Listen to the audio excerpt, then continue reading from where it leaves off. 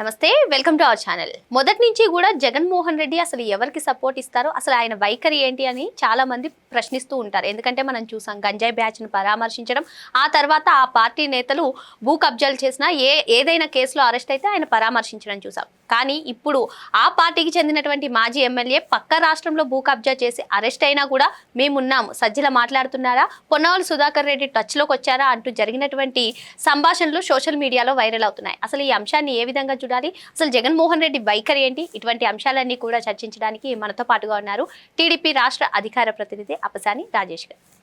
నమస్తే సార్. నమస్కారం సార్. మొదటి నుంచి కూడా మనం అబ్జర్వ్ చేస్తున్నాం, మరీ ముఖ్యంగా కూటమి ప్రభుత్వం అధికారంలోకి వచ్చిన తర్వాత గంజా బ్యాచ్ను పరామర్శించడం, అసలు ఏం చేసినా సరే రప్ప అనడం, ఇటువంటి అన్నీ కూడా చూస్తున్నాం. ప్రస్తుతం రాష్ట్ర ప్రజలే కాదు, దేశ ప్రజలు కూడా ఆయన వైఖరి పైన అసంతృప్తిగా ఉన్నారని చెప్పుకోవచ్చు. మరి ఇప్పుడు పక్క రాష్ట్రంలో ఏకంగా గండిపేట దగ్గర 1000 కోట్ల విలువైనటువంటి ప్రభుత్వ భూమిని కబ్జా చేసినటువంటి బ్రహ్మనాయుడు కుమారుడికి ఫోన్ చేసి నేనున్నాను, మా పార్టీ అండగా ఉంటుంది, పొన్నవల్ సుధాకర్ టచ్లోకి వచ్చాడా, సజ్జల మాట్లాడుతున్నారా, ఇటువంటి అంశాలన్నీ ఎలా చూడాలంటారు? సోషల్ మీడియాలో అవే విపరీతంగా వైరల్ అవుతున్నాయి. ఈ అంశాన్ని ఎలా చూడాలంటారు? అంటే వాస్తవంగా సోషల్ మీడియాలోనే కాదు, ప్రధాన స్రవంతి మీడియాలో కూడా ఇదే హైలైట్ ఈరోజు.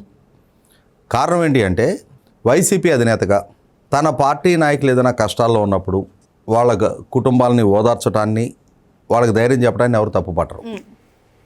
కానీ వాళ్ళు నేరాలు చేసి జైళ్ల పాలై ఉన్నప్పుడు రాజకీయ ప్రేరేపితమైన కేసులు, కక్ష సాధింపు దూరంతో నమోదు చేసిన కేసులు అయితే పార్టీ పరంగా మీకు అండకుంటామని చెప్పడానికి ఆస్కారం ఉంటుంది. కానీ పక్క రాష్ట్రంలో తమ రాజకీయ పరపతి, తమ దగ్గర ఉన్న డబ్బుతోటి ప్రభుత్వ భూములని నకిలీ జీవోలతోటి కొట్టేసి అమ్ముకోవాలి అని చేసిన ప్రయత్నంలో ఆ ప్రభుత్వాధికారులు దాన్ని గుర్తించి కేసులు నమోదు చేసి, కేసు నమోదైందని తెలిసి పరారయ్యి వేరే రాష్ట్రంలో అరెస్ట్ అయ్యి,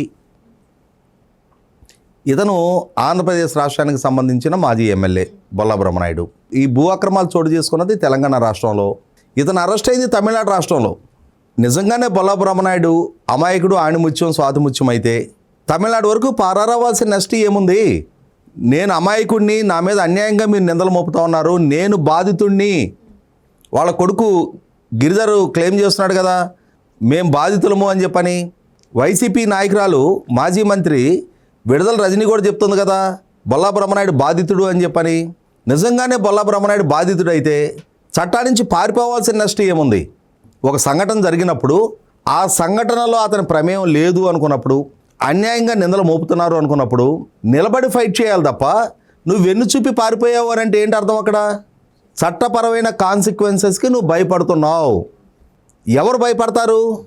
మనం రోడ్డు మీద వెళ్ళేటప్పుడు లారీల మీద, ట్రాక్టర్ల మీద వెనక వైపు రాసి ఉంటుంది, బురీ నజర్ వాళ్ళే తెరా మూకాలా అని రాసి ఉంటుంది. అంటే చెడ్డ చూపు కలిగిన వాడా నీ మొహం నలుపు అని రాసి ఉంటుంది. ఎవరికైతే గిల్టీ కాన్షియస్నెస్ ఉంటుందో, ఎవరైతే ఇక్కడ ఎదురుగాబోతున్న ఈ చట్టపరమైన కాన్సిక్వెన్సెస్ వల్ల తనకి ఇబ్బంది అని భావిస్తాడో వాడు పారిపోతాడు. బొల్లా బ్రహ్మనాయుడులో ఆ గిల్టీనెస్ ఉంది కాబట్టి, ఆ ఇష్యూలో తన ప్రమేయం స్పష్టంగా తనకు తెలుసు కాబట్టి, విచారణ జరిగితే తన దోషితో నిర్ధారణ అవుద్ది కాబట్టి అతను పరారయ్యాడు. పరారైన అతన్ని వెంబడించి పోలీసులు పట్టుకున్నారు. ఎక్కడున్నారనేది ఐడెంటిఫై చేసి ఇతని ఫోన్లన్నీ స్విచ్ ఆఫ్ చేసినా అతన్ని ట్రాక్ చేసి ఎక్కడున్నాడో అతన్ని పోలీసులు ఎక్కడో కాంచీపురంలో పట్టుకున్నారు. తీసుకొచ్చి ప్రస్తుతం కోర్టు విధించిన రిమాండ్ తోటి చెంచల్గూడ జైల్లో ఉన్నాడు. అసలు భాగవతం ఇది. నువ్వు వినుకొండ శాసనసభ్యుడివి, నీకు వ్యాపారాలు చేసుకోవడానికి ఆంధ్రప్రదేశ్ సరిపోలేదా? నువ్వు వ్యాపారం చేసుకోవాలంటే హైదరాబాద్లో కూడా వ్యాపారం చేయొచ్చు, వ్యాపారాన్ని ఎవరు తప్పుపట్టరు. కానీ వినుకొండ చుట్టుపక్కల బాగానే భూములు ఆక్రమించాను కదా, ఆ రోజు నా ఎమ్మెల్యే పదవిని అడ్డు పెట్టుకొని నేను ఏం చేసినా చలామణి అయింది కదా, నన్ను ఎవరైనా ప్రశ్నిస్తే వాళ్ళ మీద దాడులు చేయించాను కదా, నేనే స్వయంగా బండబూతులు తిట్టాను కదా, నా ఈ అధికార అహంకారం ఎప్పుడైనా ఎక్కడైనా ఎవరి మీదైనా చలామణి చేయించవచ్చు అని అత్యుత్సాహ ప్రదర్శన చేసి నువ్వు హైదరాబాద్ నగరంలో ప్రభుత్వ భూమిని నకిలీ జీవోల పేరిట ఆ జీవోలు సృష్టించడానికి నీ అకౌంట్ నుంచే నువ్వు డబ్బులు పంపించావు అని ఆ పర్టికులర్ ప్రభుత్వ భూమిని మేమే యజమానులం అని క్లెయిమ్ చేసుకుంటూ కోర్టులో కూడా వాళ్ళ కేసు కొట్టివేయబడ్డ కుటుంబానికి నువ్వు 4 కోట్ల రూపాయలు ఎందుకు చెల్లించావు? నీ అకౌంట్ నుంచి వాళ్ళకి డబ్బులు వెళ్ళినాయి. వాళ్ళే నిన్ను బలవంతాన దౌర్జన్యం చేసి నీ దగ్గర డబ్బులు తీసుకోవాలా, వాంటెళ్ళి నువ్వు డబ్బులు ఇచ్చావు. వాంటెళ్ళి నువ్వు మధ్యవర్తిని అప్రోచ్ అయ్యావు, వాంటెళ్ళి ఈ ఫ్యాబ్రికేటెడ్ డాక్యుమెంట్లు సృష్టింపబడ్డాయి.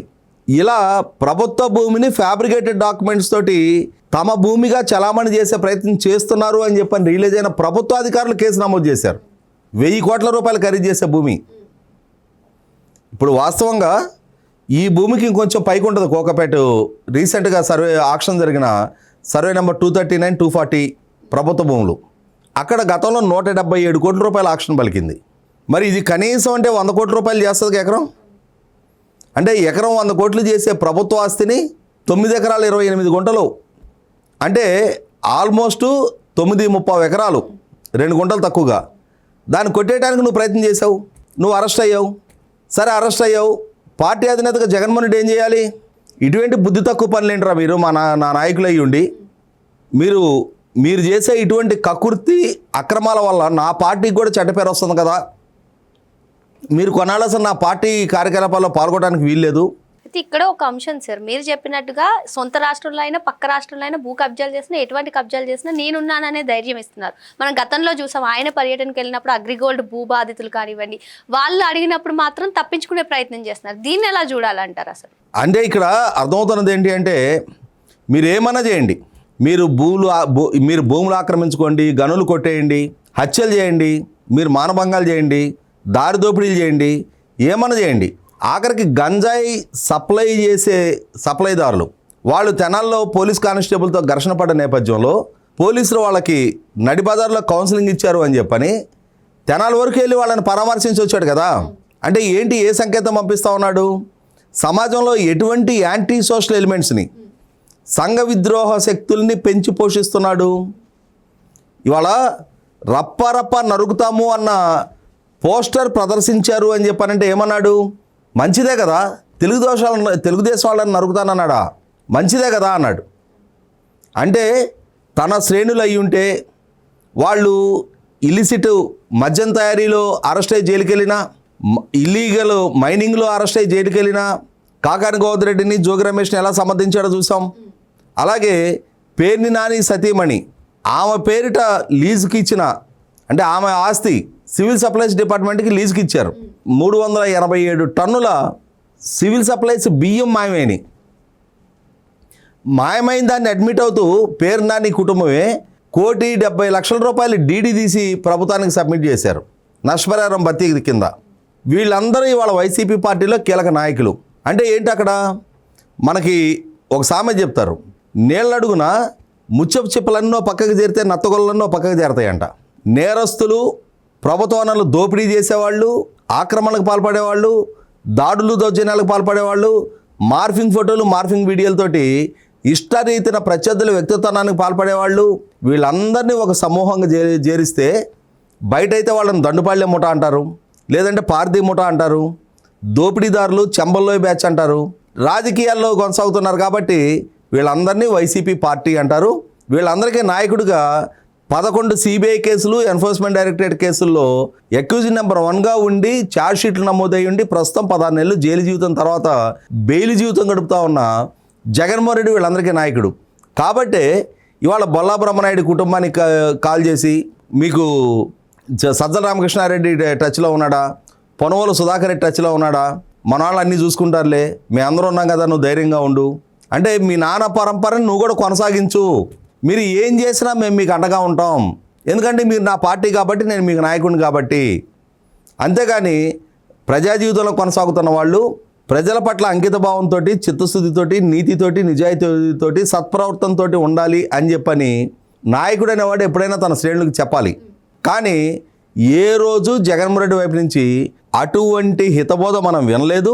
ఈ మధ్యకాలంలో చూసాం, ఒక టీడీపీ ఎమ్మెల్యే ఒక అసభ్యకర సన్నివేశంలో అతని వీడియో రివీల్ అయితే పార్టీ అతను సస్పెండ్ చేసింది. ఒక జనసేన ఎమ్మెల్యేకి సంబంధించిన వీడియో రివీల్ అయితే పవన్ కళ్యాణ్ గారు అతన్ని ఆ ఇష్యూ విచారణ చేయండి అని చెప్పని ముగ్గురు తన పార్టీ కీలక నాయకులతోటి ఒక విచారణ కమిటీ అపాయింట్ చేసి అతని నుంచి వివరణ తీసుకున్నారు. కానీ వైసీపీ పార్టీలో ఎటువంటి వివరణలు అడగరు, ఇది తప్పు అని చెప్పరు. మీరు ఏ తప్పని చేయండి మేము ప్రోత్సహిస్తామని సాక్షాత్తు జగన్మోహన్ రెడ్డి చెప్పడం నిన్న వీడియో సాక్ష్యాల తోటి ఈ గిరిధర్ విషయంలోనే స్పష్టమైంది. బొల్లా బ్రహ్మనాయుడికి జగన్మోహన్ రెడ్డి అన్ని విధాల సహాయ సహకారాలు అందించడానికి సిద్ధంగా ఉన్నాడు అనేది అర్థమవుతా ఉంది. మరో అంశంతో మళ్ళీ కలుద్దాం. Thank you sir.